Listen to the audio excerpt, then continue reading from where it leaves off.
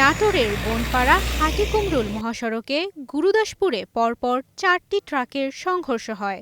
ভোর ৫টার দিকে এই দুর্ঘটনাটি ঘটে। এতে দুমড়ে মুচড়ে যায় ট্রাক, সড়কে ছড়িয়ে পড়ে পাকা আম, বন্ধ হয়ে যায় যান চলাচল। যানজট ছড়িয়ে পড়ে ১৬ কিলোমিটার এলাকায়। ৪ ঘন্টা পর যান চলাচল শুরু হলেও দুর্ভোগে পড়তে হয়েছে চলাচলকারীদের। যানবাহনের ক্ষতি ও বিপুল পরিমাণে আম নষ্ট হলেও তেমন হতাহতের ঘটনা ঘটেনি বলে জানিয়েছে হাইওয়ে পুলিশ। মালবোঝাই ট্রাকের চালকের অসতর্কতায় বেশি ক্ষয়ক্ষতি হয়েছে। এ সময় পেছন থেকে আরও একটি ট্রাক আম বোঝাই ট্রাকটিকে ধাক্কা দেয়।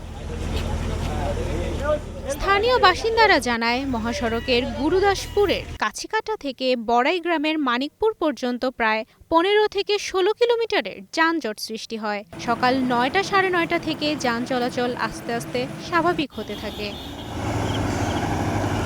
তুবাইশি বুশরা, স্টার নিউজ।